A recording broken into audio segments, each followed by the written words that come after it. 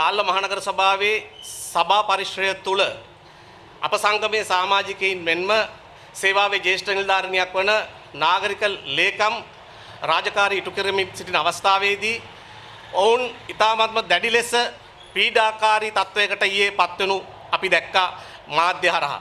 විශේෂයෙන්ම ශාරීරික මෙන්ම මානසික දැඩි හිංසනයකට එකී නිලධාරීන්පත් වුණා.